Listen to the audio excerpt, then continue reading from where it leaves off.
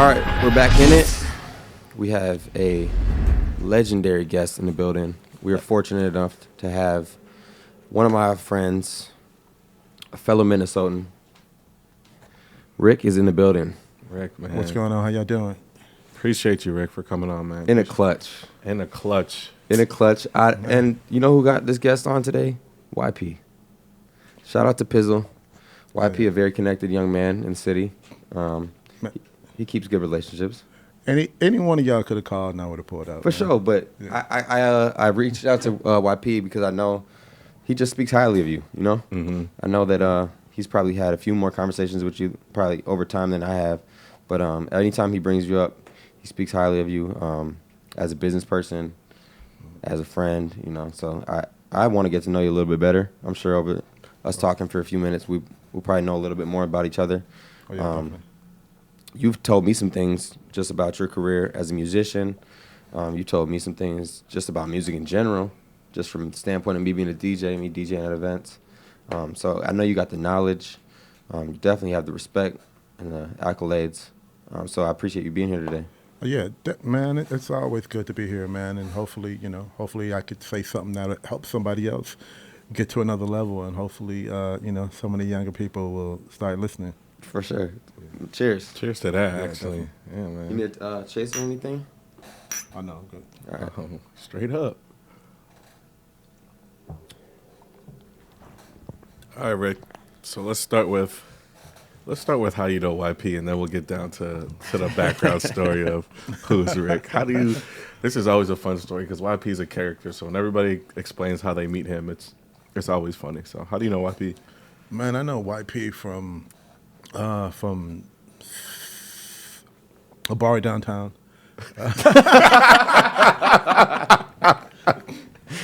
almost said the name. But a bar downtown. Hold up. No. Shot got That to first him. one. That first one always gets him. I know him from a bar downtown, man. I just know him from being Philly. You know, I know him from being around,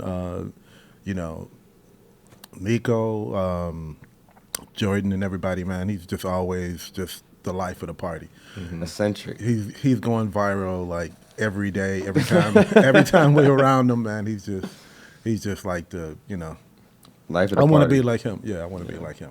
I aspire to be like YP. I just don't know how long that would last for me. Yeah, me I've tried to keep up with him a couple times where, he lives in 3 different worlds. He lives in, like, the world of, like, his own little, I'm about to link up with this person, that person. He lives in, like, my world of, like, okay, we're going to go here, I'm a DJ, and you're going to host. Mm-hmm. Then he has this other, like, underworld party YP that be out till 7, 8 in the morning. That knows everybody through some story of some way, somehow. So it's interesting that I've met so many people through him, but like he keeps good relationships with them, and he doesn't introduce me to anybody that he wouldn't bring around himself. So, I trust him. Yeah, he's definitely the life of the party, man. I love it. Yeah, exactly. So, all right, so let's get into a little bit of your background story, Rick. Let's Mint Condition, lead drummer. I mean, I don't play no drums, man. Guitar? You getting close, man. Bass, man. Guitar, see? Guitar. How was that? Like, what was that process like? Did you guys start together? Were you doing your own thing and then you guys became a group, or how did that become? You know what? I moved to St. Paul. All right. I got a friend of mine stole my equipment. Wait, what? How does that work? No, you can't just brush over What that. age is this at? What? A friend of mine stole my equipment from Chicago and then needed me to play bass for him. Okay. And my parents wasn't really trying to have me, move to Minnesota, but I was like, probably because I had a job and I was helping out, So what city were you born in? I'm from Chicago, 14 kids, 2-bedroom house, shared my clothes, slept on the couch. Wow. 14. Where were you in the 14? I'm next to the youngest. Got the opportunity to move up here. My mom was like, nah, you can't go. My dad was like, let him go. We need to get one of these kids out of the house. And so I was like, Mom, Prince in the Time is up here. I might end up, meeting Prince or something. You know, I might end up on TV one day. And so Wow. she let me, you know. So you manifested that young? That was like one of the first things you said? Oh, yeah, definitely. And so she let me move up here. Then, you know, played around in a couple bands. I don't know if you know, you know you know Battle, don't you? Yep. Battle works downtown. I know Battle. Yep. So he had a sister-in-law, Geraldine Steele Battle. She used to perform around town. She had me play with her. She's actually one of the Steele family. They're like a musical family. You know, the two biggest musical families here is the Steele family and then the Petersons, Paul Peterson and all of them who played with Prince and stuff like that. So played with her. Kevin Jackson, which was Javita Steele's husband, saw me play, and he wanted me to play in a band with him. And so he had Stokely in the band, which is the lead singer. That's the drummer you're talking about. So they were recruiting you from another band, and you were like that nice that they were just like, nah, we need to get him in ours. Yeah. How does that work? So like, is that like how like the sports thing is? Or is like I got a team, I get recruited, or is it like you got free reign to say, hey, I'm gone, I can just go to this? Like, how does that work? Oh no, I mean I was just killing this shit. And so I had my Jerry curl and shit. I was like, How did you get started playing bass or into music in general in the first place? You know what? My older brothers, you know, watching the Jacksons and shit. Like I never dreamed being a professional musician, and so I would draw it. And so I, you know, drew me with an afro and shit with 5 other guys, and you know, just played in the living room. My older brother Roy played bass. I never got a chance to see him play bass because he ended up going to Korea and then passed away there. And so he passed it down to my brother Boogie, and then I would watch my brother Boogie, and I just wanted to take the shit to another level. Damn. That's insane. I knew this was going to be interesting. I didn't know it was going to be like that, right? Yeah, eye-opening. So you go from learning music, all these kids, you tell your parents, I'm leaving, I'm going to go to Minnesota. Yep. They let you go to Minnesota. Yep. How do you even get to Minnesota at that age? I'm pretty sure it was a train. Train. Yeah, train. So first time you touch down in Minnesota, what's the first thing you do? The first thing I saw was when I hit St. Paul, and then I hit like maybe Selby and St. Paul, somewhere, Selby and Dale. And I just saw a bunch of people with their hats cocked to the side, and I was like, damn, I thought I was getting away from that, you know. Okay, so you seen like a bunch of gangsters, like basically. Similar to what you were what you're seeing in Chicago. Well, you know what? Yeah. A lot of people from St. Paul are from Chicago. Yep. Minneapolis too, but a lot of people in St. Paul are from Chicago. Yeah. And so, but I moved up here to, you know, to pursue a career in music, and then ended up bringing like my family, you know, a bunch of family members and stuff like that. And so if any of y'all watching, you know, and if I ain't talked to y'all in a long time, like, and y'all doing good, like y'all need to give me thanks, because if it wasn't for me, your ass wouldn't be up here. You need to talk about it. He said, I need my parts, man. But that's good, tax man. time. You're a pioneer to your family then. That's what that means. That you really set the precedent that other people couldn't, you know what I'm saying? Yeah. I got, you know, I got some brothers and shit living in high rises in downtown St. Paul and shit like that. I just wanted to let you know, Dad, if it wasn't for me, your ass would be in Chicago. So Heard you. With the Rats and Roaches. What about the Chicago music scene? Was there ever a time when you went back to Chicago to obviously play on tour, but was there times where you would, you know, go there for any inspiration or the nostalgia of there? Does it change how you feel the music? You know what? When I was coming up, I didn't really get a chance to meet a lot of people because it kind of happened quick for me. Like I started playing, you know, at Kennedy King College at around, maybe I was like, you know, 16 or something like that. And then by the time I got like 17 or 18, it was time for me to leave. So so we had a bunch of musicians around, like I lived on 107 in King Drive, had a bunch of musicians. They had all the good equipment, and we had like all the raggedy shit. Do you mind if I cuss? No, you Okay, good. cool. All right. So they had the good Fenders and shit, and I had like the JCPenney catalog guitar and basses and shit. And so we would battle them, and they had the talent. Yeah, they were like way more talented and shit. They can play the instruments real great, man. One of the guys' his name was Anthony Hamilton. No. Oh my, Anthony Hamilton. No, not Anthony Hamilton. What? Actually, I think his name is Anthony Hamilton. But he was the bass player from south side of Chicago. I think he Okay. played with a shit. I don't even want to mess up nobody's name because I'm like really great with that. And so anyway, we would battle them, and they had way more talent, but we were like rugged, and so we would win in the high school battles and stuff like that. So So that's based off the crowd noise type. Like, yeah, who you think won? Or those real judges? we just picked the right songs, and we just had that raw, we had that raw shit. Yeah. So Like- before, Go ahead. I'm sorry, before Mint Condition, how many bands is there before you get there? Even including times you're playing with your brothers, maybe we count that like 4 or 5? Yeah, 4, 5, 3, maybe 3 or 4. Okay. Or something like that. So it took some time to kind of work that out and kind of meet the right exact people to feel your vibe. Yep. Once I hooked up with Kevin Jackson, and he had Stokely, the lead singer of Mint Condition, on drums, and then the keyboard player who co-wrote "Breaking My Heart," "What Kind of Man Would I Be," and "Someone to Love." Once we connected, they started inviting other people out to check me out. Like they'd call their dad. They'd be like, "Yeah, there's this dude. He's spinning and he's doing splits on the bass, and he got a Jerry curl. If y'all sit in the front, make sure you have an umbrella because you will get some curl juice from his energy." And so they would tell everybody to come check me out. And at the time, the members in their band, was like leaving, going to do other things and stuff like that. So it was a perfect time. Like one of the guys, I believe his name was Ray.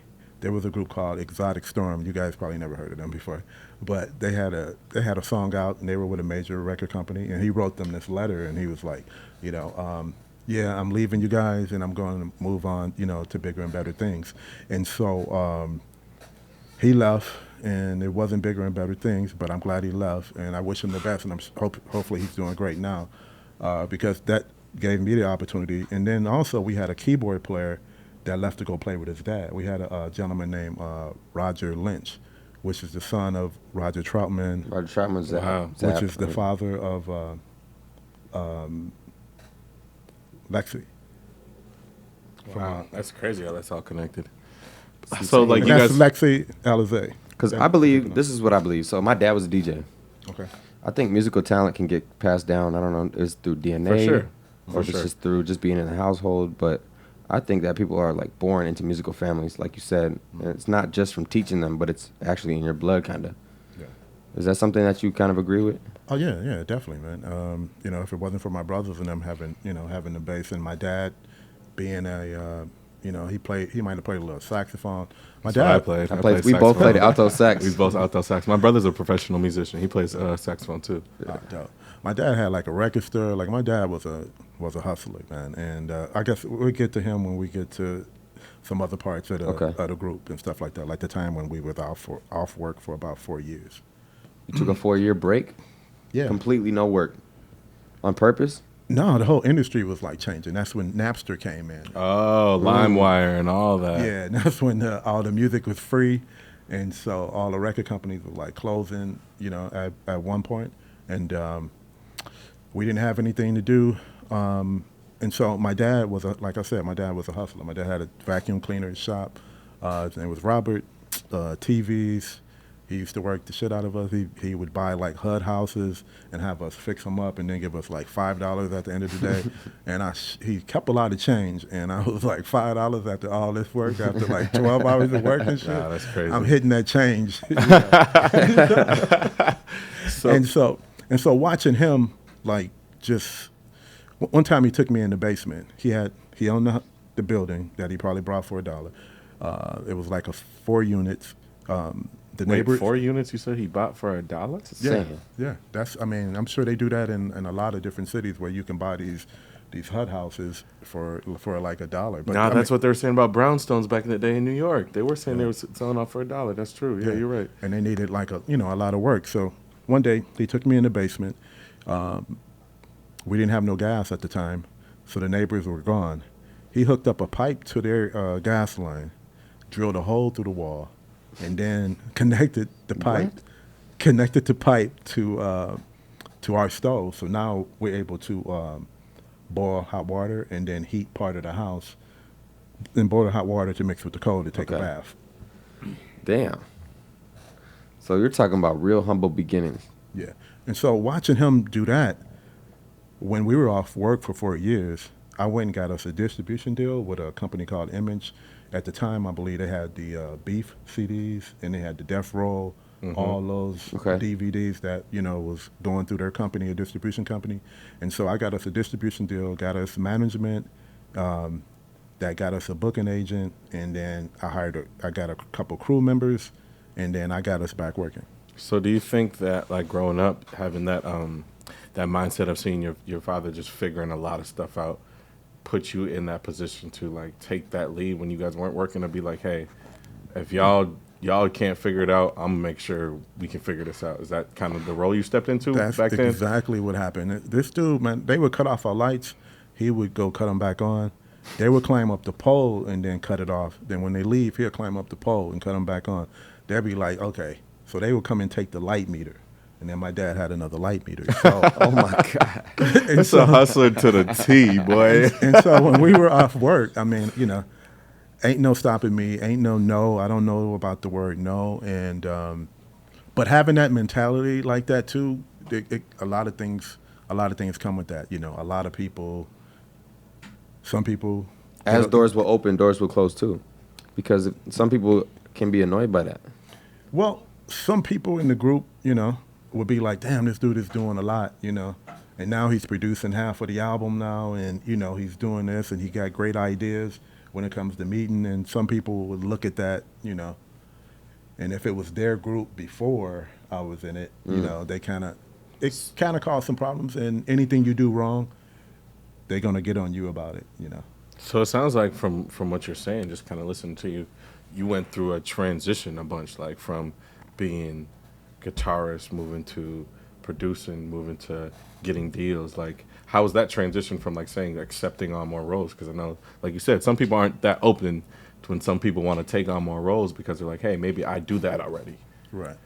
Well, you can't wait around for management. I mean, if you got management to make stuff happen for you, like, that's wonderful and that's great. But you can't sit around and wait on somebody to make some shit happen. You gotta do it. You gotta do it yourself. If they do it, great. If they don't do it, you gotta make sure you do it. It's your responsibility to make your career happen. Yeah, I get a lot of artists coming to me for, like, mentorship, and they're asking, like, hey, I need a manager. And I'm telling them, like, you're not even ready to have a manager. Maybe you might need somebody to help you facilitate some things, or maybe fill a role of doing some things you're not good at. But you're not really ready to have a manager that's taking 10% of your career when your career is still generating 0%.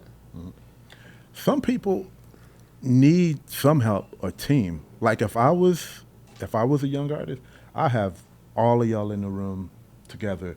I'll be playing shit for y'all. I'll be like, should I release this? If I don't have a management, y'all would be like my team in making things happen. And that's what a lot of artists in Minnesota need to do. And I keep telling them, because I sit there and I watch them make mistakes, like, all the time. Tell us some common mistakes that young artists might make trying to make it. Well, for one, if you're putting out songs that sound like Drake 2011, like, that's not the way to go. I wasn't expecting that one. Give me a shot. Let me take a shot to that. You're going to make me start being mean to people. Hey, Rick came with the heavy right away. He came with the heavy. God damn, Rick. That's how you... Come on, man. That's real, though. That's real, though. It is real, though. It's like... You got to be with the times. And or ahead of the time. There's imitation, but you got to make it your own. You can't just be biting. Right. Like, you can bite, but make it your own. Well, no, Some truth sounds harsh sometimes. Look, when it comes to this music shit, I'm not your friend. I'm here to give you my straight up opinion, and it's like, and people don't accept it. No, they don't. Even if they ask you for it, they'll say, "Please tell me exactly how you feel." Yeah, and they don't accept it. And I have probably 15, 20 plaques that I haven't ordered yet, and they are not. Say that again. Say it again. I have like 15 to 20, 25 plaques that I haven't ordered yet. And when I'm ordering, I'm ordering if it's 5 million plus. I actually got to find out, like, what kind. Okay, like, if it's a streaming plaque, that's what more should than I quadruple order? in platinum. So what should I order? You know what I mean? Like, what's the word for 5 million? Sequential platinum. I don't know. I don't know. That's a lot of records. That's a lot of bro. records, bro. 5 million back. No, but 5 million streams though. Oh, streams. Streams. That's Yeah. different than records sold. So I'm like, I'm trying to figure out. I'm gonna call somebody. I'm gonna call her manager and ask like, okay, if I order a plaque, what should it be? Because that's what I want to. I want to be ordering like 100,000, a million. I want to order like 5 and 10 million on up. So anyway, all this Just like, info, and what I noticed from the youth is they got 1,500 followers or whatever, 3,000 up to 60. They're not trying to hear shit. They got gold chains. They get in the club free all the time. They're pretty much, successful. Some of them are. Look successful. No, some of them aren't successful, and some of them look successful, and they ain't trying to hear shit that you got to say. So I'll just sit back and watch them, make mistakes. yeah. So it's like even if you give somebody advice, it's very rare that somebody would really take it. That's what I've noticed. From Some people take it, but there's a great talent of people around us, and they need it. They need. It's like, okay, you were talking about management earlier and all that. If you have management, you shouldn't be making a plan by yourself. Your manager, the whole purpose of your manager, and I don't think a lot of people know that your manager supposed to advise you to do great shit. To, you're not gonna be successful doing a bunch of wrong shit. That's real. And if you want to do right shit, if you want to be successful, if you want to just please your friends and you want to put out shit, then that's what you just say. I want to do that. I want to please my friends, and I just want to put out music for my friends, and that's it. I don't really want to be successful. If you want to be successful, use the team, use the people around you. I have you in the studio listening to shit, YP, I have everybody be like, because I want to win. I want to know what's the hit. I want to know what's wrong with the song. I want to know how to get to the next level because like all my streams are organic like shit. Yeah. I ain't, No promo, we ain't no put nothing. no money into shit in over 20, not 20 years, but like the last CD we had out in like 2017. I'm sure there was some promotion behind that, going to radio, going to do this. And, but as a all of band, the are you guys streams- signed to a label currently?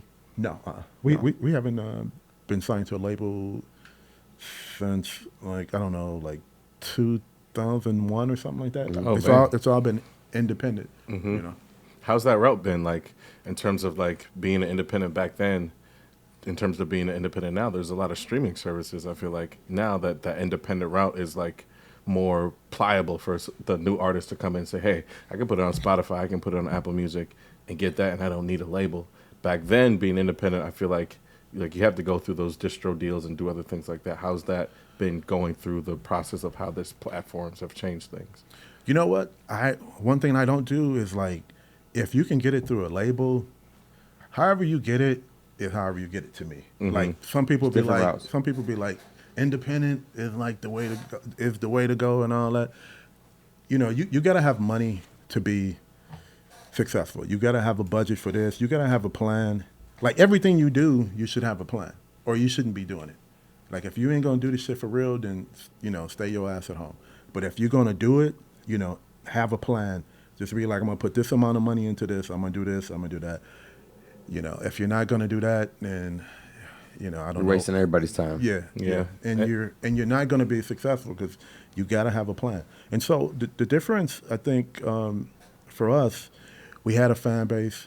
So it was a perfect time for us, And like I said, if someone decides to go with a label, like I'm not going to say don't do that. And if they go, independent, I'm not going to say do that. Because if you look at all the artists, if you look at, Alicia Keys, you look at Rihanna and all that, maybe they wasn't getting the best percentages when they first started, but at some point they were able to renegotiate their deal, Get their masters. and and do certain things, and then do makeup.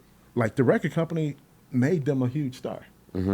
They invested that first couple million. Yeah, and then once you became that huge star, It's up to you to take you're over. able to do. You're able to sell cologne, makeup, and now Rihanna is a billionaire. Right. Literally. Yeah. So how would I look like telling her, Not to you do know, it that like way, not to right. do it that way? That'd be the dumbest advice ever. I see what you're saying. Rihanna or Beyonce? Oh, I love them both. We If know you had to love them choose, both. Well, we all choose, love 'em Rick. both. We love them both. Duh. Like those are everybody knows Every- either a Rihanna or a Beyonce guy. okay. In the Five, studio? four. No. Here we go. In the studio, Rihanna. Live in concert, Beyonce. There's no one. People can talk all the shit they want. They can say whatever they want to say about Beyonce, but ain't nobody fucking with her when it comes to her performance, her tour, her stage, her everything. Bro, I'm People telling could you. say, you know, and of course, there's some people that inspired her, you know, along the way. Like who? I'm sure, you know, I'm sure Janet. Whitney, I don't know. Mariah. I don't know. I've never asked We're over there. Beyonce. We're me and Cam over here talking like it's just thoughts that we had with Beyonce in our heads. That I've never asked Beyonce that question before. You met her? You know him, Beyonce? Well, she knows. She knows your work. Yeah, and she She's knows familiar. Stokely, the lead singer. She walked past me one time, but that was about it. But That's a lot. That's a lot, bro. Don't do that. Don't do that. live in concert. She knows your work. I seen her live in concert one time, and that's why I agree with you so much about what Live you in just said. concert. I used to be like, you know what? She's the best female. That was some bullshit. I need to give her her flowers, and I started giving her flowers after I changed that bullshit. She's Michael Jackson, Prince, Beyonce is right up there with them when it comes to live performance.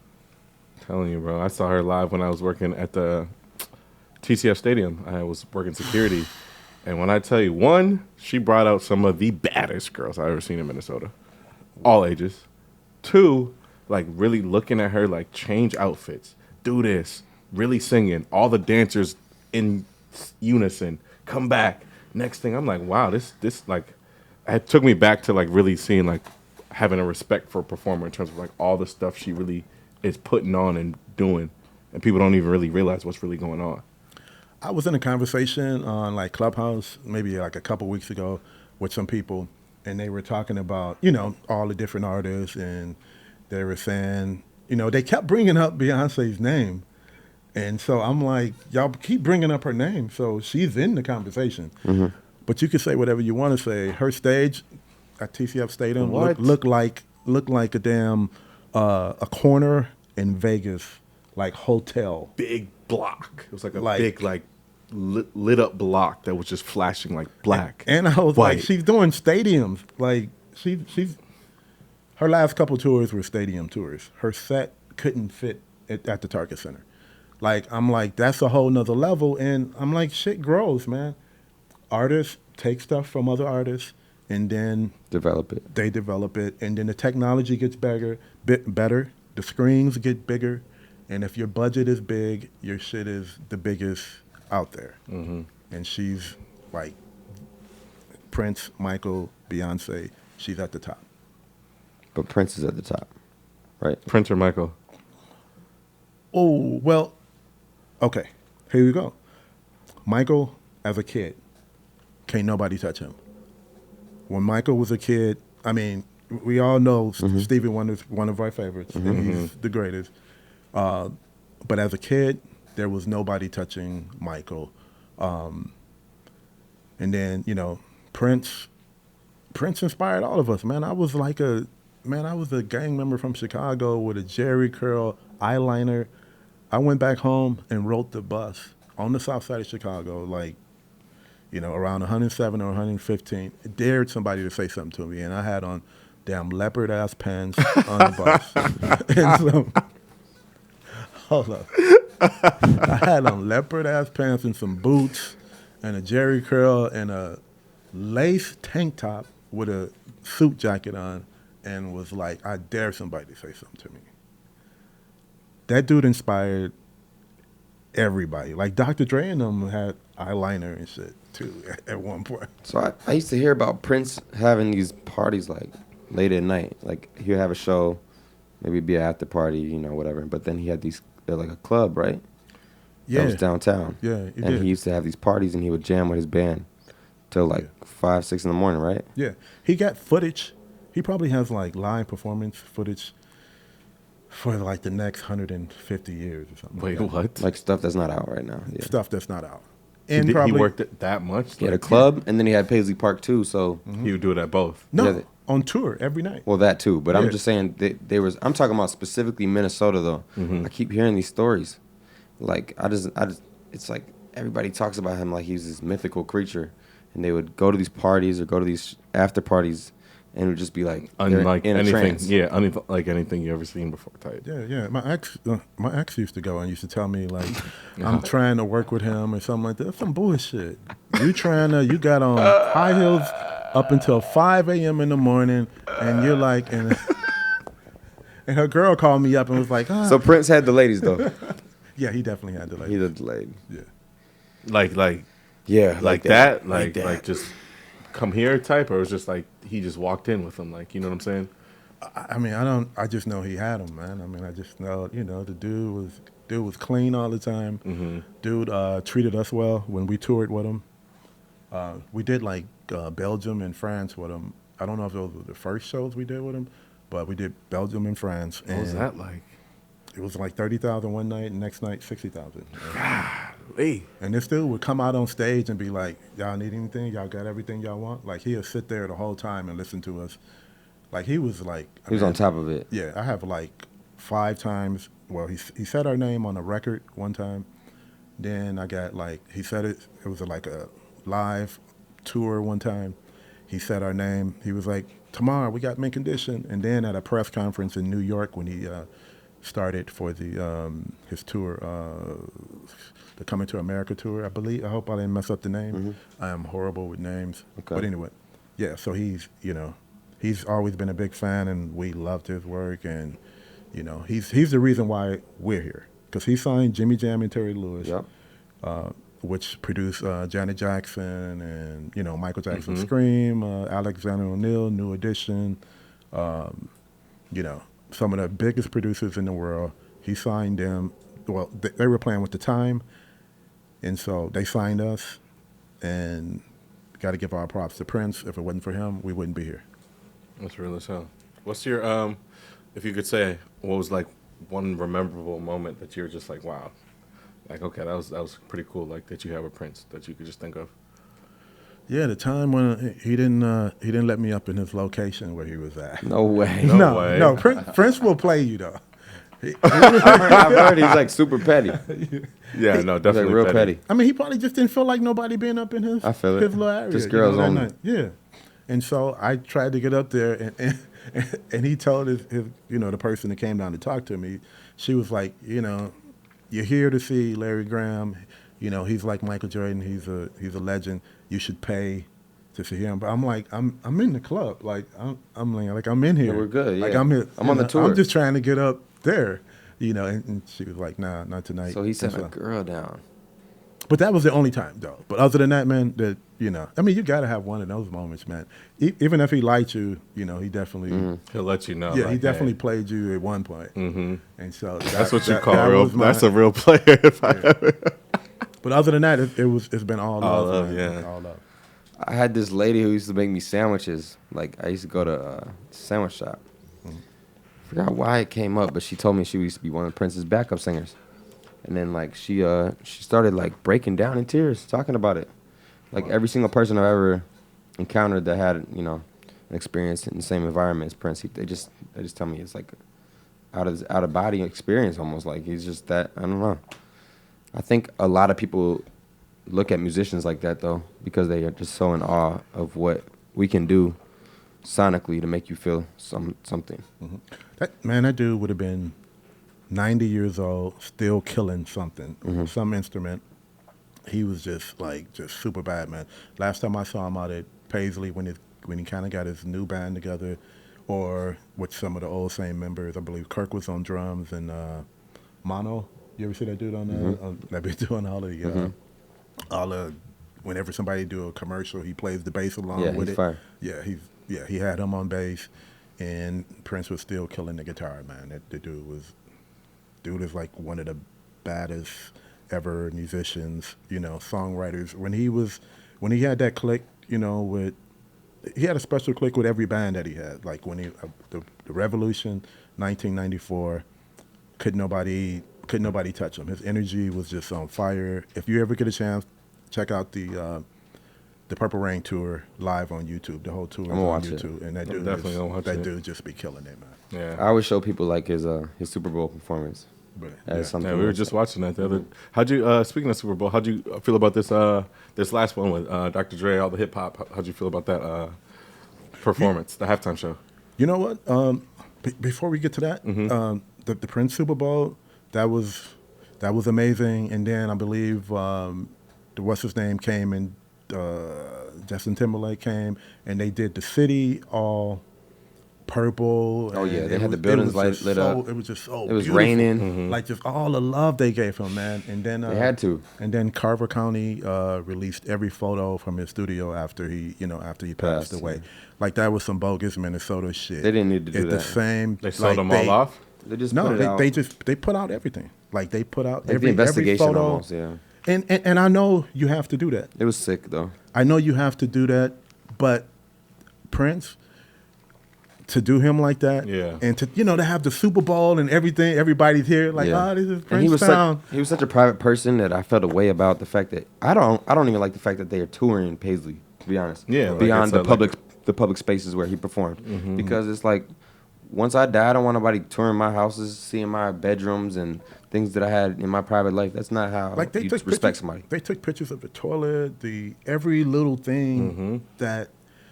So basically, that's why everything you're seeing that's going on right now in Minnesota is because Minnesota is Minnesota, and at the end of the day, still nigga.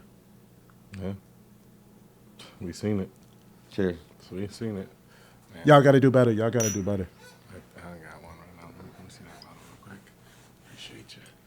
Got to do better though, bro. Got to.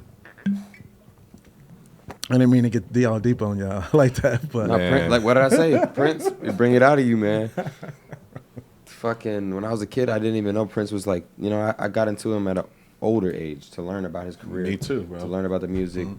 I didn't even realize how much of it I knew, but it's deeply rooted in Minnesota culture. Like, there's no way you can't give it up to somebody like that. And go ahead. One more you thing. Go. Downtown, you have this big picture of the dude from Hibbing, Minnesota. Where? We're right off 3rd? Or off right by right off of like 5th and Hennepin or something. Right by Exchange is that? What's the dude's name? The legend, I don't know his name. The legend from Hibbing. Fuck. I'm about to Google it. That's why we got No. We always say it's the only person that's really famous from Minnesota is a folk singer, right? Yeah. You guys are gonna make me have to Google it. His name's hold on. Hold on. Y'all fucking me up. Richard Garmacher? No, bro. Dan. You gotta say Hibbing, Minnesota. You gotta say legend from Hibbing. No, it's the biggest artist from Minnesota. He's like one of the Bob Dylan. Bob Dylan. Big ass photo of him, like big wall, half a block and shit. Oh, there it is, Bob Dylan. Yep. By the Lumber Exchange building. Where's Prince at? You see a It's little, a small ass thing on Washington. Yeah, and then there's a garbage thing right by it. Yeah, we calling out any Minnesota I'm artist. sorry, We need a bigger Prince monument. There's one Minnesota. though off on Hennepin if you go uptown, but they do need a big one. We need it. That's the one by the garbage. By the I like half yeah, of it. I know exactly what you're talking about. Garbage On the thing trail, right? No, he needs the big one downtown. There is one by Crispin Green, Well, there's two of them that I'm aware of. but his is the same size as Anthony Edwards. That's what I'm saying, bro. Yeah. That's not. Yeah. No shots to AE, but Nah, love. Y'all always. gotta give him better But love. Prince gotta Y'all get the need big monument. It needs to be bigger than Bob Dylan. Y'all shit. know Prince I'm got sorry. married at my church. really? Isn't that crazy? What church? Park Avenue. Yeah. Yeah, like he's really from the city like that. But And he loved to come back, though. That's the thing. Like he lived here. He never left. He never left. I Never mean, left. not like never left, but like people Literally go on never tour. left. But like it's always come. Like you always would see him here because like you said, he never left. But it's like He was out here taking niggas' girlfriends. yo, Your girlfriend. On that note, let's go to let's go to our speed round. I got one for you. How would you feel if a dude with heels on took your girl, bro? At the club, you can't go. I gotta fight you. Gotta fight. You don't want to be with Ricky. He really knows what he sounds like, so that's killing me. He can't come up here. You wanna come with me and ride in my motorcycle, and I take you out to Minnetonka, and I love you down all over you. Hey, yo. Hey, clip that up. Clip that up. What's the movie called? What's the movie? Where he's the Lake Minnetonka Yeah. joint? I just watched I it. just watched Purple it. Rain and Purple Rain, yeah. Under the Cherry Moon. I Yep, believe. yep. There it is. Man. But yeah, Let's switch gears real quick. All right. Let's just talk something completely different. We're musicians and stuff, but hand in hand, nightlife, entertainment, hospitality. What are some of your favorite places to frequent in Minneapolis right now? Definitely the Armory. Got to give it up to the black-owned businesses. The Armory, Rain. Shout out to Rich. shout out to Rich, man, holding it down. Love going to the Loop. You know, Yeah. I can't go there. Really? They was wondering if I was gonna bring it up. Hey, yo. I can't go there. I'm Wow. 86, man. Yeah. The Loop's a good vibe, but yeah, Cam can't go there. But Yeah. Sorry. What about what about food though? Food spots. Food spots. Trio Plant Based in Uptown. You got to get the Soul Bowl. It's one of the best. Like I feel like. Do you do mostly plant based? No. Diet? No? No, I eat just about. I make anything work. I make McDonald's work. I make fuck with all that McDonald's. shit work. Burger King, the Impossible Burgers. I make anything work. But Trio Plant Based. What's the place on 25th and Nicollet? There's a lot of spots. That's Eat But Street. right, literally. the reggae. Oh, Pimento. Yep. Shout out to Pimento, though. Love the what is it? I think it's like the curry rice and some plantains or Oh, something the like plantain that. with the jerk chicken, too? Yeah, yeah. Nah, yeah. no chicken. No chicken. Oh, you don't do chicken? Nah. There and then Thai place, Mango Thai on Selby and Dale. Best curry, best it's fire. I gotta check it out. I don't go to St. Paul often to eat, Say but that I will last one? though. What was the last one called? Mango Thai. Mango it's, Thai. It's like one of the best Selby Thai and places. Dale. Yeah, let's try that. Like shit, man. Like whenever I hit any city, if there's a Thai restaurant spot. around, I go First thing check you it go out. to. Yeah, but ain't nothing messing with Mango Thai curry. Oh, in the country? No, he said curry.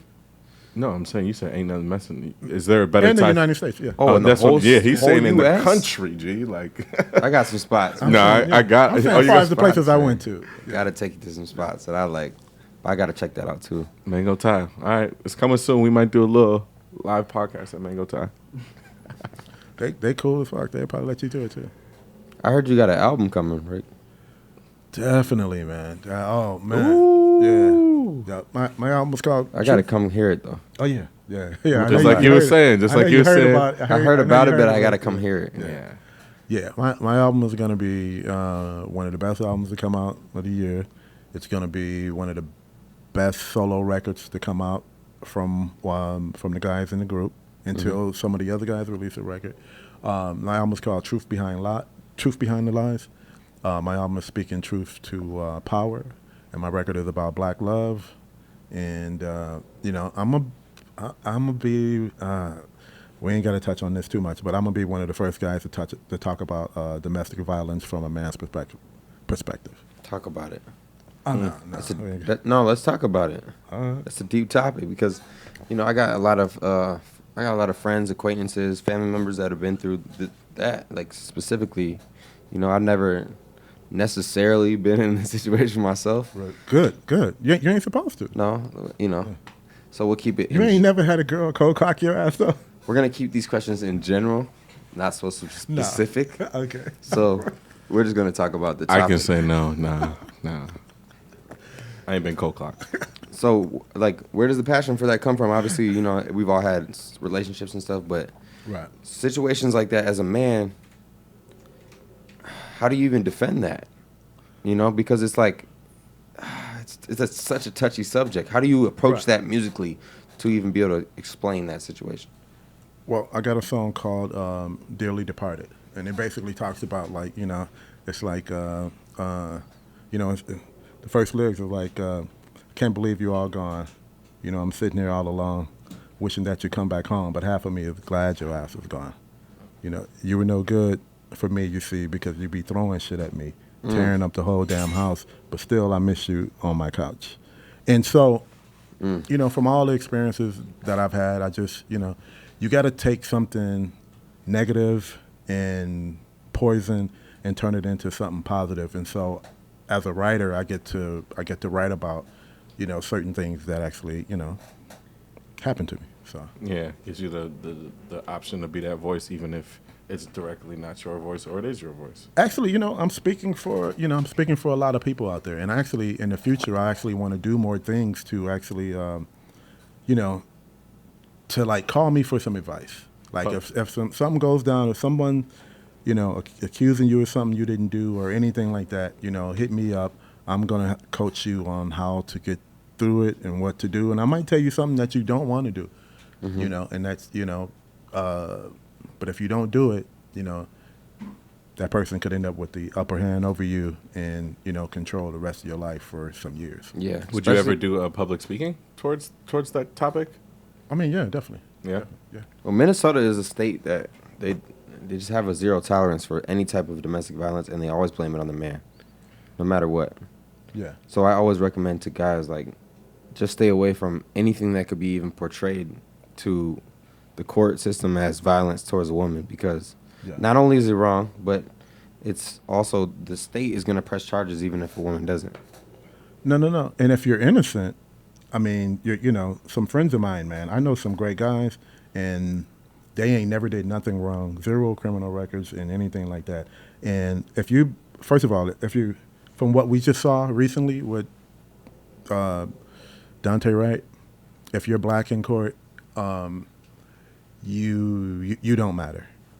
The state, there's some good judges out there. I totally believe that 100%. But for the most part, still nigga, your tears don't matter. You don't matter.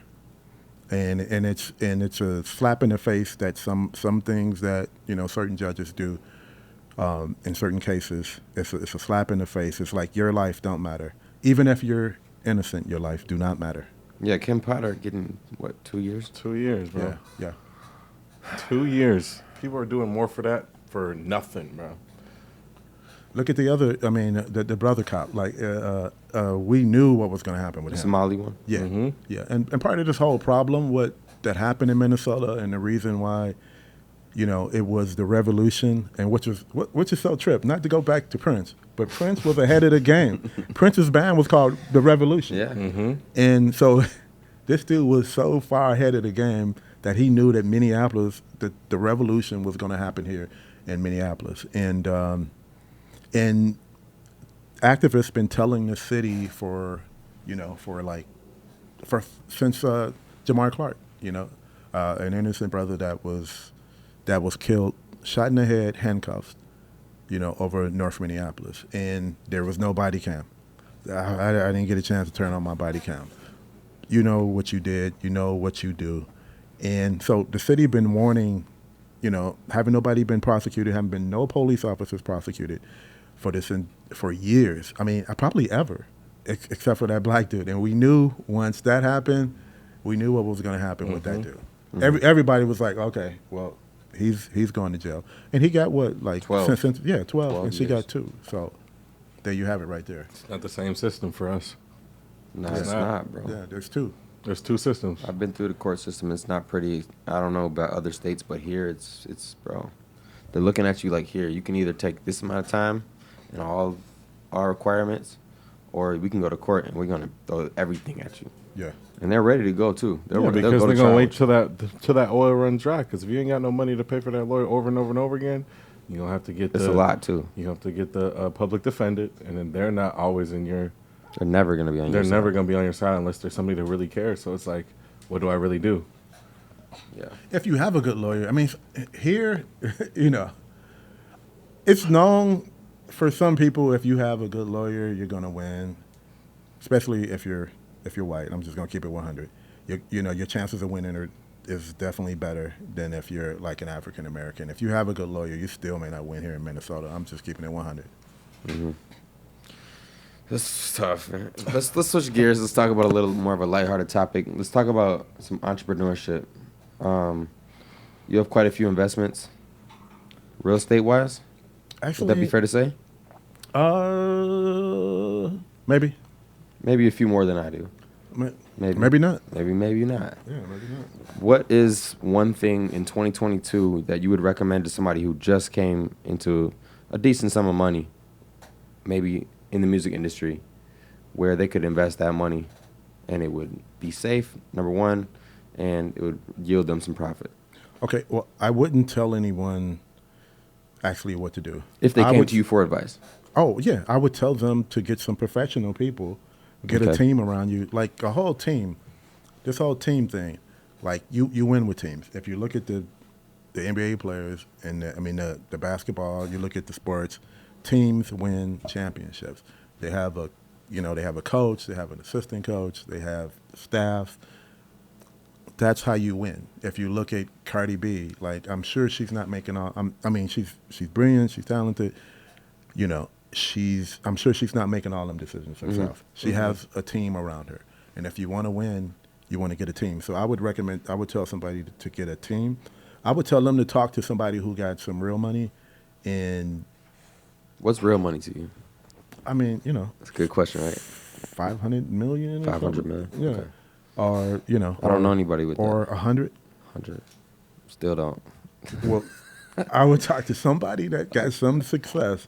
I would talk to a friend of mine in what's that little area out there in Egan, where they have the gated outlets? Community, oh. the gated community, whatever that's called.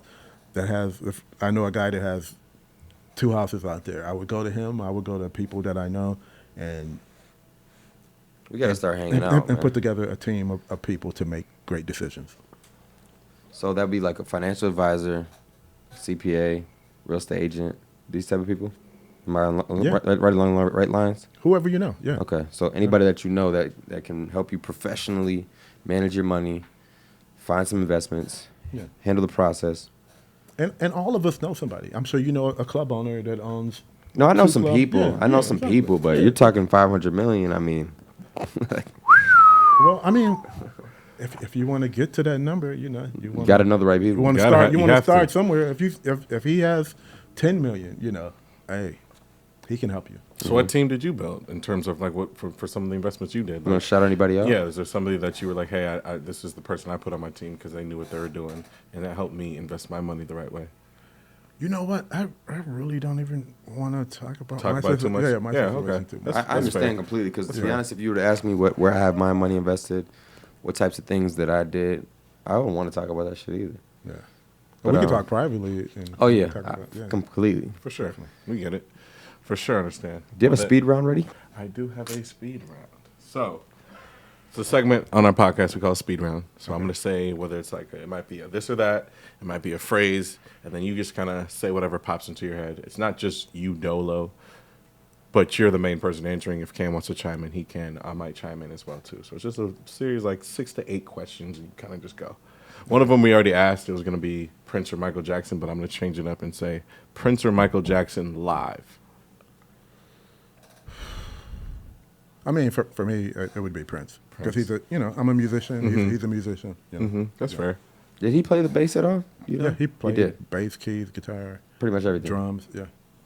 Okay, Mary J. Blige, Mariah Carey. Mary. Earth, Wind and Fire or the OJs? Earth, Wind and Fire.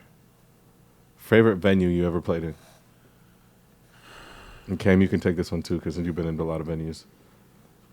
Favorite venue would be probably, what's the one in London? Madison Square Garden or... MSG. What's the place in London? It's like a theater. It's like not a theater, but a big place everybody go to. Is it Wembley? I don't know. So either the spot in London or Madison Square Garden? Yeah. Madison Square Garden, yeah. How about you, Cam? What was the biggest or nicest venue that you would say you remember playing in? I would say in Minnesota, I love Fine Line. Mm-hmm. It's a very intimate venue. I've played a lot of big spots with some artists. And the acoustics kind of get lost the bigger you get. Yeah. As you go to arenas and stadiums and stuff, there's just only so much to trap the sound. Mm-hmm. If you're in a small room, you can almost hear somebody yell at you, even if the music is turned up. You can almost feel the bass coming. It's just like it's a different feel. And that venue alone kind of offered me a lot of support when I was building my career. Mm-hmm. Yeah. So, Fine Line in Minneapolis is one of my favorites. All right. Let's say favorite record you've made. Favorite record would be a joint called Sometimes. Sometimes? Yeah. Okay. It was written about this girl that lived on like 50th and like Lindale and stuff like that. South or North? South. Yeah. It was a song called, Sometimes Why Don't You Spend the Night, Stop Playing With Me. Sometimes. Sometimes. It was like sometimes she likes me and then sometimes I didn't think so. Yeah, I feel you. I feel that to this day. Sometimes she'll let me kiss her and the next minute she's cold. But if you ever let me touch it, I know you'll let me touch you more than twice. Baby, be sure you want to do it because fucking with me would be the best thing in your life. Heard you. Sometimes. Heard you sometimes. Fire. Let's go Jay-Z or Kanye. Well, I love both artists. I love Jay-Z for for all the great things he do to to help out the community, to help out Black Lives Matter. I love a lot of things he's do. I never judge him on anything, any move he makes because there's no telling what's going to happen in the end. Mm-hmm. But Kanye probably has one of the best catalogs. I mean, for me, now, other people listen to lyrics and all that. They might say, Jay. But for me, I listen to the music, and none of the shit is like dated. Like I can listen to, 20 years from now, all those Kanye records, like I'm still gonna love them. Mm-hmm. And so I think he has one of the biggest. Catalogs in hip hop music. That's real. Craziest moment on tour? Not too many, man. Like we were like a group that basically like Worked and got home? Yep. It was it wasn't a lot of ladies. It was more or less quantity over. No. Quality over Whoa, quantity. Yeah. I was gonna Okay, say, my that bad. means a lot. Let me find out, Rick. It's just liquor. So yeah, so we never got involved in all that, and that's why you never, the more shit you do, the more, I watch people and I see them having a lot of shit going on and a lot of different girls coming in and out of the crib every day, like you're setting yourself up for. I mean that shit's fun and it's beautiful. But somebody's gonna end up saying some wrong shit. A lot of people, have mental health, issues, and something's gonna happen, and you're gonna kick a girl out, and the shit ain't gonna be as fun anymore. So, so you want to always, Mental health is real. Yeah, Mental health is very real. mental health is definitely real. So you want to slow your shit down, and you want to be focused and focus on your business and focus on your career, opposed to a bunch of women. So we never did that. But one of the craziest moments was probably this one time where some girl just grabbed one of the guys, grabbed his neck and just scratched it, from like side, all the way up into the middle and stuff like that. And he never went out in the audience after that No more. anymore. Yeah. Damn. So he went out and he just got assaulted, essentially. Yeah. Damn. All right. Good thing it wasn't in Minnesota. No, I'm just kidding. Would y'all ever do like a reunion type tour? You know what, man? I'm sure we got to do it because of the, the fans want it. Yeah. I'm sure we got to do it for the fans one day. But Is I'm the just Jerry Curl coming back? I'm just gonna keep it real, man. Oh, and first of all, I just want to thank everybody for all the love on this Breaking My Heart TikTok. On TikTok. Oh, Yeah, we yeah. just talked about it. We were just talking Shit. about that, man. That's just like almost like 1 billion views. Like just all the love. Like that song was a hit. Regardless. In 92, that song was #1 over Remember the Time. Sheesh. was number 2. Diamonds and Pearls was number 3. Like, that's one of the biggest fucking highlights of my whole life, to have a number 1 song. I asked a friend of mine one time, and I was like, you think Michael Jackson heard about us and stuff like that? And he was like, you had a number 1 song in sales on the Billboard charts over him. He knows who the hell you are. Yeah, he knows to the T. He knows who you are and stuff like that. So that was definitely a beautiful moment, man. And just like, and to see like the Pretty Brown Eyes challenge that's going on TikTok, to see Drew Barrymore posted it the other day, got like 5 million, 5 million, 6 million views on it, man. And then Lala did it last week. It's just been amazing, and it's been like, now all these kids, like I ran into a kid like Saturday night, was like, Rick, like he's known me. He was like, man, you are huge as. I'm like, no, that's just my job, man. I just, I'm no better than you. But they're just discovering it. Yeah. That's what's beautiful. It's so lit to me, because it's like you just brought the nostalgic feel that people probably had back in 1992 hearing that to these kids. And it's different because it's, it's a little bit manipulated but same sense, but it's the same. How do you feel about that part of it? How do you feel about it being changed a little bit? Like they might pitch it up a little or speed it up. Speed it up. Like, does that matter to you? It's just No, creativity. I don't know, man. I don't care. As long as that shit is like, if somebody covering our song over again and all that, man, some artists might care about that and be like, well, I don't really care. I don't really care for other people using my music and doing it over. And man, do that shit over. I ain't worked in 5 years. Thank y'all. Lights on. While we're on the topic of social media, what's your favorite platform? I mean, for me, it would definitely be, I'm on Instagram more than I am anything else. And what kind of role does that play? Obviously, transitioning, all of us were around before social media. Some of these kids are being born into it. But what was, how has that changed your approach to whether it's your career, music in general, or just pop culture? Like, how has social media changed things for you personally? All of it. I mean, it definitely helps, because like back in the day, like when Prince was on tour with The Time, he would take them off of L.A. and New York. They were whipping they were whipping some ass. I'm just gonna keep it 100. Up until Purple Rain, then it was over. But they were whipping some ass, and so they were whipping ass so hard. When you hit the 2 press towns, which was New York and L.A., he would take them off the show. Because would outshine him or what? Yeah. And so now you can't do that now because the shit's, when you're in Iowa, it's all over. When you when you're in Pittsburgh, it's filmed and it's all over. Everybody's seeing it everywhere. So it definitely helped, in I guess a touring perspective and stuff like that. I don't really look at the negatives and all that. I love it. It's beautiful. I'm on Instagram a little bit more than I am Facebook, even though we have like a million followers on Facebook. So the challenge for me is trying to get our fans to come over to Instagram. Which is changing because Facebook also is introducing the idea of the metaverse, and they clearly have their own plans for things. It kind of makes me nervous, the fact that we invest so much of our time and our careers now into social media because it's in the hands of another company. It's almost like being signed to them. Yeah. If you want to be honest, because let's say I lost one of my accounts right now, that'd be a major ding to my career. No, y'all remember that moment when Instagram shut down for whatever reason?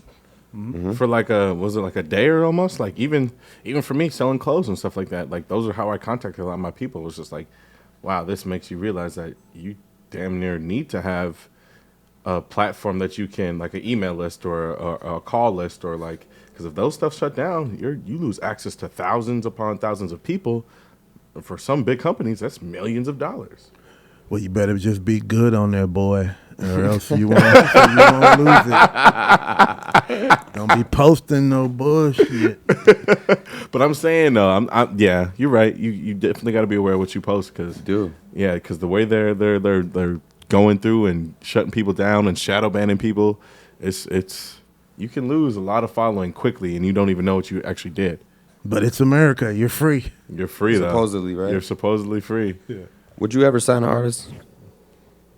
I don't know if I would sign an artist. Like, I would do a project with an artist. Right. And we would do all the right shit because I'm not having it. If we're not going for it, if we're not having a plan for the single, if we ain't having a plan for the, for the video and the marketing and all that, I'm not really. I ain't doing shit for my friends because I do this shit for a living. Mm-hmm. Saying that, we talked about this one time previously in our podcast. How do you feel about doing work with friends? Like, how does that work for you? Like, is there certain guidelines you take with certain friends, or is there people that it's a handshake? Because if you're doing something solid with some people, sometimes it only takes a handshake and the deal's done, the money's made between people. Some people, it's not the case. You know what I'm saying? How do you go about doing business with friends? I think, there's really nothing nobody can really do to you.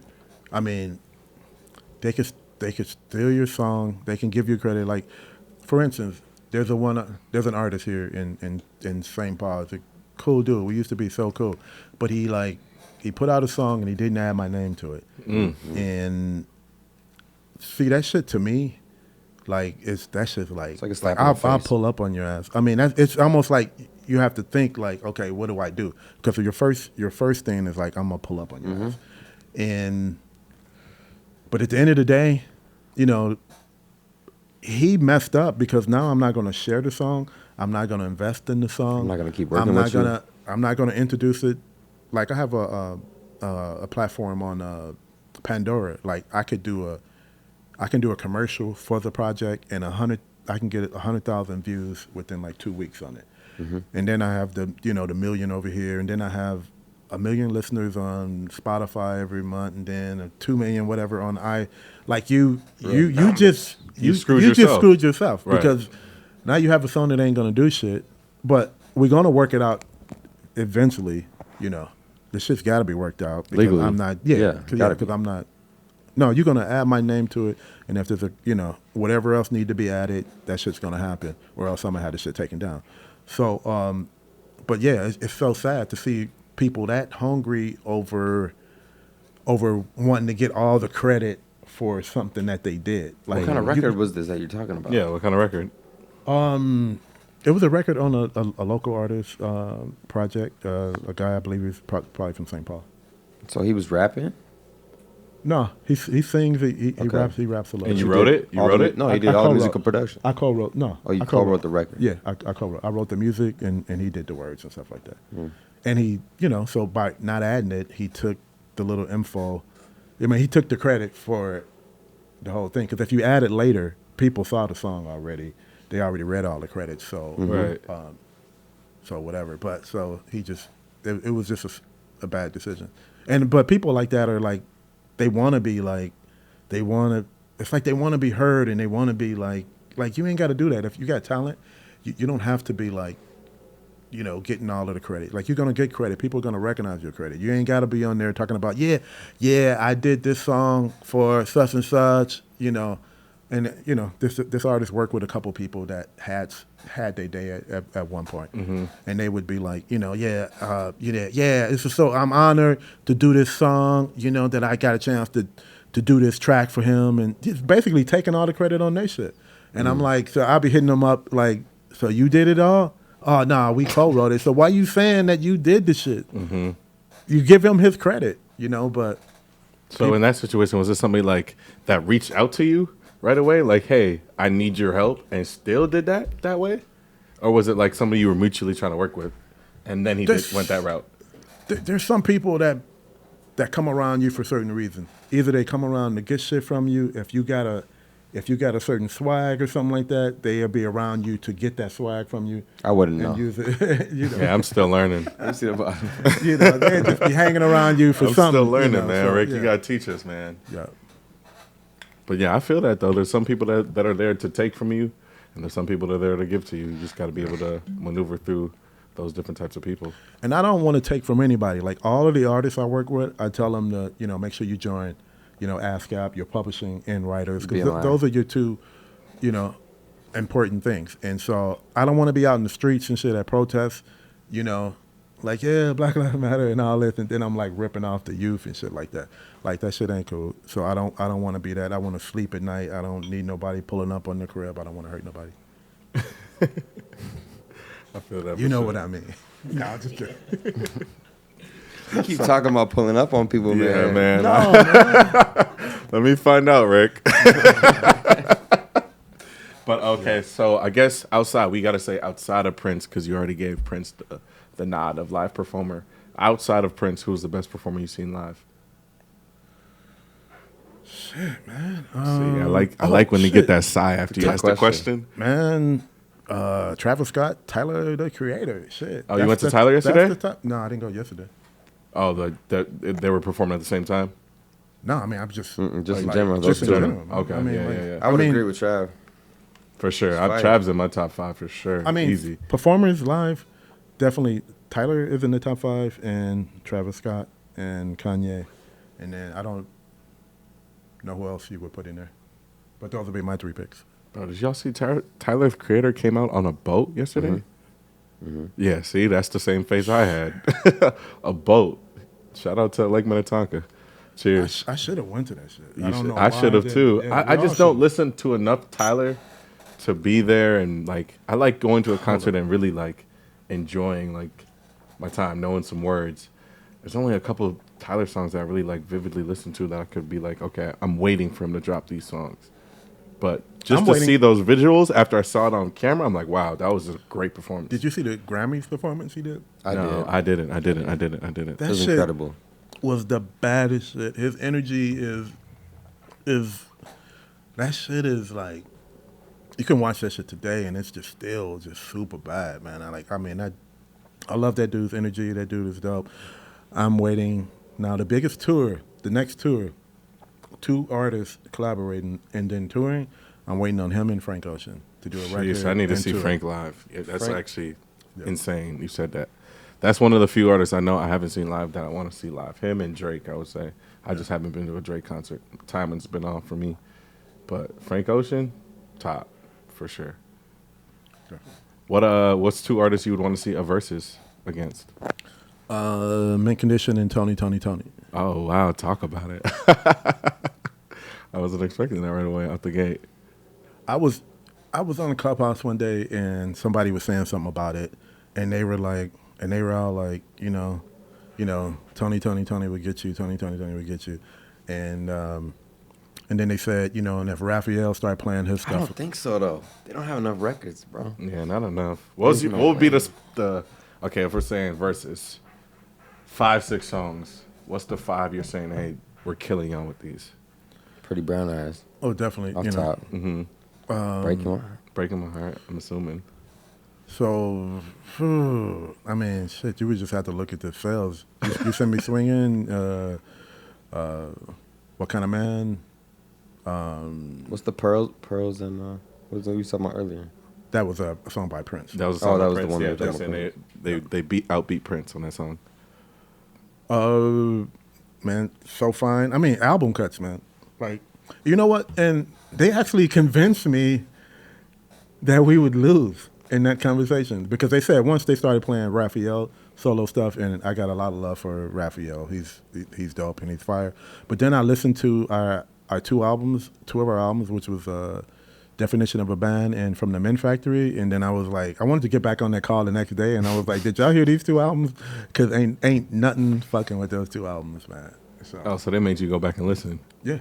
What was said that just that those what was said that made you go back and listen, and you're just like, Because I know they can't beat us. Because they said, they said Raphael, and they brought his catalog into the situation along with Tony. Oh, okay. And so I was like, you know what? I was like, yeah, that'll definitely be tough. I didn't say we would still lose at that point, but they had me like, at a like, it'll be a tie kind of type of shit. But then when I went back to listen to our albums, and I was like, yeah, that would definitely, y'all got to listen to these 2 albums from front to top.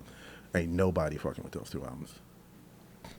What's your favorite piece of equipment in your studio right now? My why? Universal Audio UAD. sound card. It's just one of the best sound cards that's out right now. And maybe something else is messing with it, but I haven't checked it yet. But So you can hear the difference between interfaces?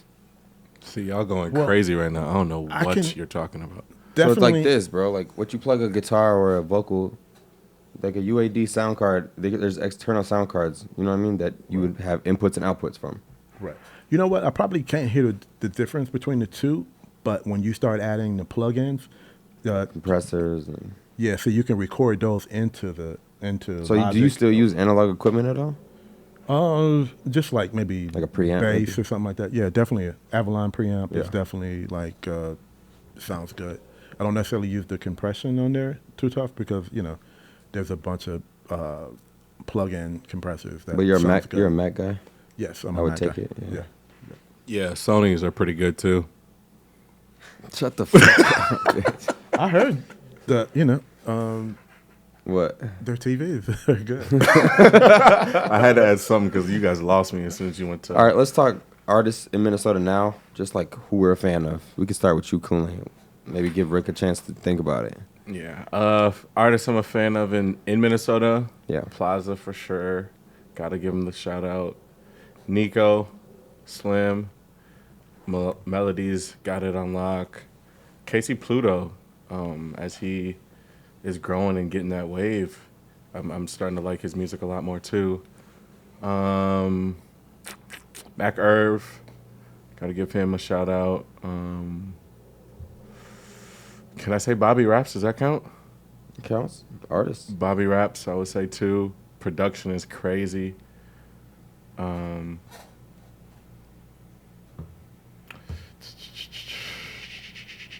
Your Own, they're doing some good things too. Got to give them the shout out. Other than that, I think that's about it. I got you guys put me on with A Dot. I think that's his name too. A Dot. He's a younger rapper. But other than that, I guess I don't really listen to a lot of like up and coming Minnesota rappers as much as than people in my circle. Oh, for me, there's a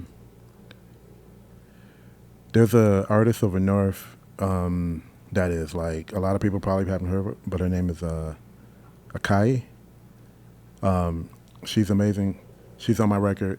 And then of course, Nico is like I knew you Nico- believed in Nico. That's what it is. That's why I was trying to dig out of you. Nico's a dope writer. And the reason I believe in him because I do too, though. You got to hear. Me too. I'm From the sorry, moment I we all met do. him. We Me all too. do. Me Yeah, too. From the yeah. moment I Yeah. met him, I knew.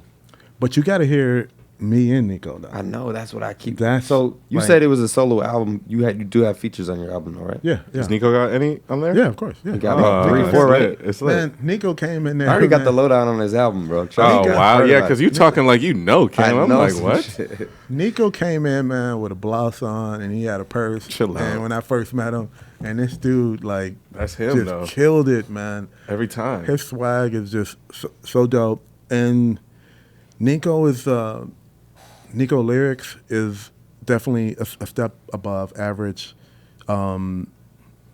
The dude is just fire, man. Like, I love the shit he say in some of the songs that we have, man.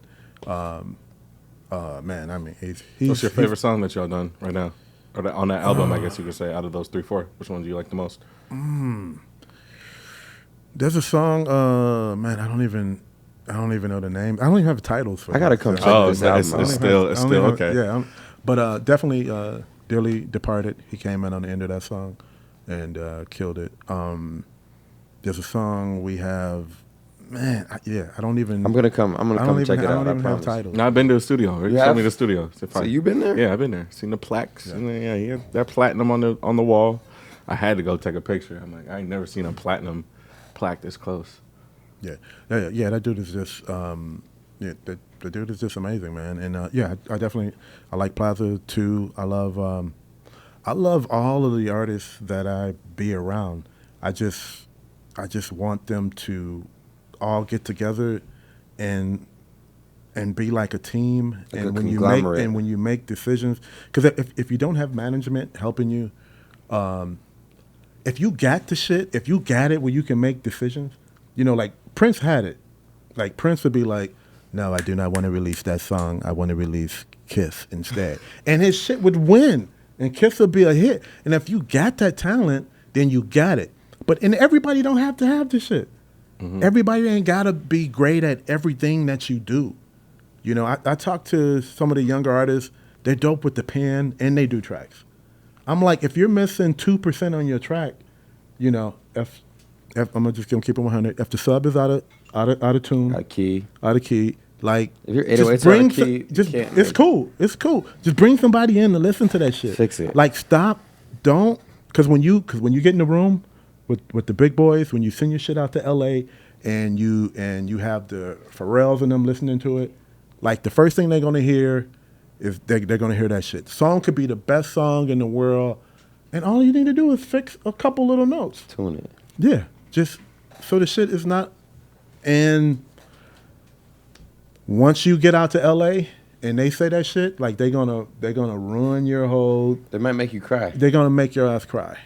They're gonna after they playing this shit. After Nah, they it's like how playing you it, said though. It's like how you said from the beginning. And this Yeah. music shit, I am not your friend. I'm here to tell you what sounds good and what doesn't. I got a couple homeboys that been in like meetings with like, bro, executives, A&Rs, people that they really realize like today's the day I'm in front of the industry. Yeah. And they said I was ready to cry in the meeting.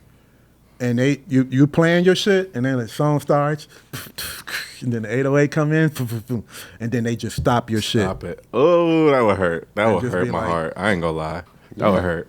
But you had a chance to fix it. You got me. You got. But sometimes these people that you're speaking about, they can be intimidated by people that really know what they're talking about because they're not ready to hear that. Because that's another wall. You know, to them, that's like another, like, hey, damn, I got to do this too now? Like, I gotta I just holler thought at I perfected it a little bit. You know what I'm saying? But that shit's 2%. Yeah, you're right. That Yeah, shit's but a they know small- that if they come to you, it might not be at that. Oh, it's only 2%. It might be 48%. Might need to be changed. No, man. So you've never gave somebody a list, There's people at the level. but you've never gave somebody a list of corrections like when they left. Like, you gotta fix this. You gotta fix this. No, like, no. You don't need a There's bridge. a lot of people are there on a large percentage of their songs, but then there's like 25% of the songs where the sub is out of key, or maybe the drum programming. You know, man. If you want to win, I've been telling you, motherfuckers, and I continue to tell you. Team. Bring somebody in. I don't do everything great. And if it's something I don't do great, I'm bringing somebody in. I want to win. I'm not here to play. I'm not here to make all you motherfuckers in the room happy. I want to win. I want people to love my shit. When Pharrell and when Kanye and them hear my shit, that's the opportunity. That's the chance. I want them to like the shit. I don't want them to be like, this is your drum programming this week. Your sub is out of tune. No. Your time is to fix that shit. Use the people you got. You got people around you that want to help you, will come over any day. Y'all called me today and was like, won't you do this thing? My ass is here. I want to help people. I want to see people succeed. I'm getting tired of this shit, though. I'm getting tired of Don't helping. get me started, I'm getting tired man. of helping I think people. we should- I'm getting tired of helping people, and I'm getting tired of seeing y'all Fail. make mistakes. Like, do this shit right or don't do it at all. Yeah, that's real. A lot of people come here to play. They like to be in the rooms to say that they do something, but when they get around somebody that does it for real, Quiet as a mouse. it's a little quiet. I feel that. And there's some talent. It's a lot of people got talent. Use your team. Get together. Have me come in and check your synth bass, or your 808 bass. That's all you need from me is to check. Some people, that's all they need is to check the 808. And then maybe the drum programming. Then I'll be like, yeah, you should bring this dude in and do the drum programming. That's the shit. The shit's done. Oh, so that's some simple ass shit. It's done. You make beats with 808s now. Like, you do your own drums. I do some drums, but if the shit ain't right, I know the shit ain't right, You have and somebody I'm else bringing do it. in somebody else. So when did That's- you understand that like concept of like delegation? Because even in business for me, like there's a lot of stuff that I've done that I realized, hey, I gotta do it because this person's not gonna do it right, or I brought somebody in, they didn't do it exactly. But like it's hard to delegate sometimes when I guess in music it's a little different because there's somebody that's really good at this. Okay. We have one of the best lead singers in the music industry. Everybody loves this dude. Stevie Wonder, Prince. This dude can walk up on stage with Prince or Stevie Wonder today. I don't have that talent, but the talent I do have helped the group. This person helped the group. We had Carrie. Carrie wrote If You Love Me, You Send Me Swinging, two of our biggest songs. We had a damn team of people inside of our group. We were with the biggest producers in the world. At that time, they had over 51 number one songs. They would tell us shit, we wouldn't listen. Who's this? Yeah, who are the Jimmy Jam and producers? Terry Lewis. Oh, Jimmy Jam. We Oh, would yeah. listen sometimes, and sometimes we wouldn't. So where listen. was y'all recording at this time? We were recording at their studio. On Taka? Edina. I was in Edina. 76 in Edina. Now we would listen to Damn, that's them. right. Now That's we would right. listen to them, but we had it though. We had the shit, But y'all were cocky though. but we had it though. But you were cocky though. Some people don't need to listen, But say yeah. At the same time, what's that balance like? but we listen to each other, and we had a damn squad. That's what everybody Yeah. says to me. They tell me they like any manager I ever had. They be like, you just don't listen. Right. But how you gonna know? Sometimes you do gotta listen to somebody though. You can't Yeah, just think, and I we got it. listened to them too. But if we would have listened to them, we would have been sounding like Pharrell and Alexander O'Neal or some shit like that. We would have been like, oh, I really know what I can provide. Hey, clip this up, I'm Mike. selling these. Clip this up, Mike. Like we would have. I mean, but we listened to them. But they had hits like that, though. They said, do Pretty Brown Eyes, keep that in there. They were like, pretty brown eyes, you're breaking my heart. Pretty brown eyes. They said put that shit in. We put that shit in. We listened to them, but we were some bad motherfuckers, and like Pretty Brown Eyes was before we wrote all of our hits. So we did listen to them, but a lot of things they said, we were like, nah, that's not us. And we would do some challenging shit. We would do some different shit, and that's what made us special, and that's what made us different from Boyz II Men and Jodeci. We were a band, and we were musically inclined, and we just had the shit. We had it to do that. And if you got it, then you got it. But if you ain't got it, it's cool to have management and some other in your team to help you out and to be the best you can. So how did y'all distinguish? Because I'm gonna tell you, How did if y'all you keep putting distinguish out average shit, when people go Google your shit, all they gonna hear is a bunch of average ass shit. When they go back and they like, you know what, I think I want to sign this person. Then they go listen to all these songs that you thought was good, and they're gonna be like, nah, I ain't really feeling him, So the shit needs to be on the level. If it ain't on the level, don't do it. Quality over quantity? So like, okay, so how is it being in the studio recording like a platinum record? Like, did y'all know out the gate, like when y'all did it, like this is it? Or is it just like over the course of time you guys had to let the public tell y'all? Certain songs just felt like real special. Like Breaking My Heart, we used to play that shit at the Riverview, and people loved it, and so we always got a good vibe from it. And so when we released our first single from our first album, that shit just didn't do nothing. It just went straight. It went straight aluminum, and then the label was like. The label was like, yeah, I think we spent enough money on this shit, and we're pretty much done. And so we came out with Pretty Brown Eyes. That shit didn't hit. Yeah, the next single, which they didn't want to release that, but Jimmy and I believe Terry Lewis was like, you know what, I'm gonna put $10,000 of my own money into it, and So all these artists that we hear about, Jimmy Jam and Terry Lewis, that y'all was the main one, damn near.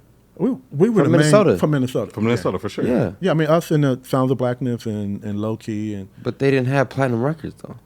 they Sounds of Blackness got shit. They got Grammys. But they didn't have platinum records though. The people didn't decide this is the artist. So when people talk about Bob Dylan, when people talk about Prince, they should really be mentioning Mint Condition in that same conversation, right? We always end up in that conversation when people talk about groups from Minnesota, but yeah, those are the two top dogs. I don't hear y'all mentioning enough. To be honest, for it to be recorded in Edina, Yeah. I don't hear y'all mentioned enough. Yeah, well, you're hearing that They shit gotta now put on that TikTok. respect on it. Yeah, you are, Yeah. for sure, They for talk- sure, they hear for it sure. Tell them again. But how do you feel? Talking about they had Grammys, how do you guys feel about that? Like, okay, you guys can get these platinum records as a platinum record, but if you don't, say in that same year you release a platinum record and you don't get that Grammy, is that like deflating, or you guys don't care? It's just like that doesn't matter to us. Nobody advised us on how to get the Grammys. We probably would have, Sure. a few of them right now, but nobody told you what you do, and it's a simple ass thing. And this is, a lot of people around us. I was like, damn, y'all had Grammys, but y'all didn't tell us how to do it. So there's a formula. I'm like, yeah, the formula is join the fucking The Grammy, what's it called? yeah, and Wait, the Grammy what? There's Y'all a saying- committee. There's a committee. you got to okay, join, okay. be a So member. you can actually sign gotta up. be a You member. could sign up right now. Yeah. Like you can sign up and pay money to be a part of the committee that actually votes on the Grammys. To this day. Now some people probably get accepted not being a member, but when we joined, that's when we were nominated for a fucking Grammy. The same year. Yeah. That's actually crazy. So it's a whole scheme behind the Grammys. Then. That's why people would be boycotting them. Damn. Okay. But it's like this. Like if we have an award show tonight, it's gonna be biased, bro. Sorry, it just is based on the people that we have relationships with, based on the people that are investing money in us, based on the people that we're friends with that are artists, right? It's gonna be biased. Right. Whether we want it to or not, whether how objective we try to look at the music, it's still gonna be biased because of our own personal preference, and the people that are around us, their personal preference. So every award show is biased. They just gave me 2 awards for fucking club DJ and concert DJ of the year, bro, at an award show, and I didn't even. But look, no, listen. I DJ'd 1 concert last year. That's not fair. You know what I'm saying? I know niggas that DJ 30, 40 concerts. That's not fair because I know it's biased. Because I know them. Then they know exactly how I get down. Maybe they, you know exactly what I'm trying to explain. Basically, whoever you're connected to, you're going to win with. That's true. That's how business works. That's how entertainment works. That's how personal relationships work. That's how friendship circles work.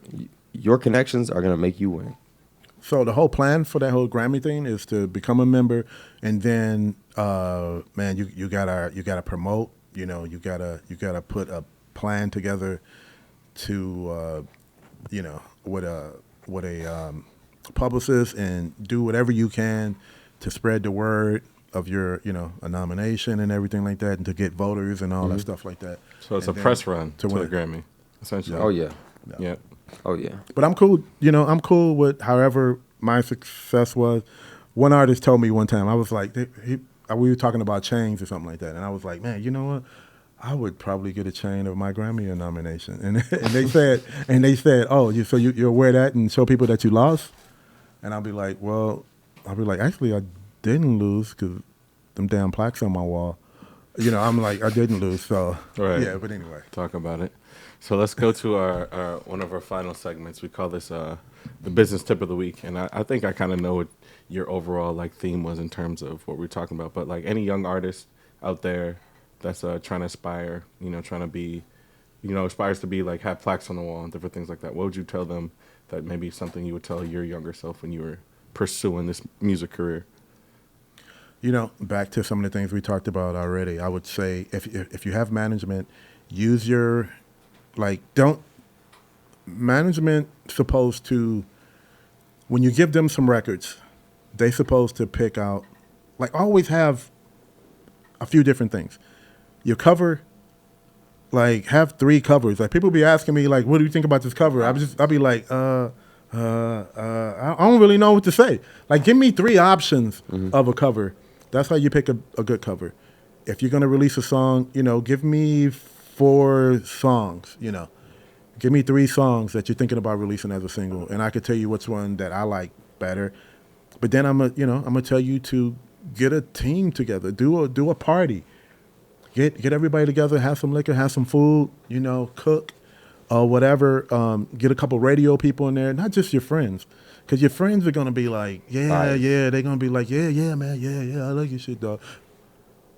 Get your friends and get some people that don't know your music and that'll just be like, I think this shit sucks. In actuality, though, Yeah. that's going to help you because they're not going to lie to you. They're not going to say it sucks if it doesn't suck. If it's Yeah. actually fire, they're going to tell you. Mm-hmm. Yeah. Especially with music, it's a feel. So Objective. do your research, and man, just try to win. That's all. Just try, please. Just got to try. All right, KB, you got a business tip of the week? My business tip this week is just keep investing in yourself. Nobody's going to do it for you. If somebody else invests in anything for you, they're going to want a piece of it. So just keep putting a percentage of whatever you have, whether it's time, money, effort, connections, put a piece of it towards what you're trying to build. I think a lot of people have a lot of relationships and have built connections with people that they're not using. Mm-hmm. I think a lot of people have money that they're not using. I think a lot of people have time they're not using. So make sure you're putting that towards what you say you want. And then when you get what you want, be thankful for it. Because a lot of people are also getting all the things that they're praying for, but they're not being thankful for it. Yeah. And they're not appreciating what they have. And anything that you're not appreciative for, you'll lose. Yep, gotta lead with gratitude. That's for sure. I would say my business tip of the week is I just had it on my head. I almost lost it. I would say for me, it kind of piggybacks off what you said. Like, there's a lot of things in life where, like, I was like, after I got done with football, there's a lot of things that I was just kind of like complaining about. And it was just like when I kind of shift the mindset of like complaining and stuff and turning it towards like gratitude and appreciation for the things that were around me, stuff kind of just switched. I started attracting more things to me. So I would say like anything that you go to, you're going to have your bumps and your hiccups and your stumbles, but be grateful for the process of what you're trying to get to and have a vision for where you're going. So if you deal with those bumps, that vision, that long-term vision of where you see yourself, you can kind of have the breakthrough through that wall of these bumps, these hurdles, these obstacles, because there's nothing you're going to do that's not going to have any obstacles or hurdles or something that's going to mess up. Even tonight we had something mess up and we had to figure something out. So you got to be willing to have that long-term vision to see through the little minor hiccups. So that's what I would say. And yeah. Yeah, couldn't have said it better myself. I really want to express gratitude towards Rick, a great friend. I think an even better friend now. I know you a little bit better tonight. Thank you for coming through for us. Some awesome stories I didn't even know that you would have. I knew you'd have some great information, but you exceeded my expectations beyond my wildest dreams. You guys can follow us, subscribe to us on YouTube. Where can they follow you, Rick? You can just, pull up on all the Mint Condition pages, IG, Mint Condition official, and then, the Facebook, Mint Condition. I'm going to be using all those pages to promote my project. So, Be on the lookout for his album coming soon. I'm going to go check it out. We're going to be at the album release party. What you mean? I'm going to be DJing it. Oh, you going to be DJing? Let's just say less. Say You know what I'm less. saying? So appreciate you guys for tuning in this week. We'll be back next week. We'll see you soon. Enjoy your time. Stay blessed. Thank you guys. And thank you guys for having me, man. I appreciate it. Love. Anytime Love. y'all need me to pull up, I'm pulling up.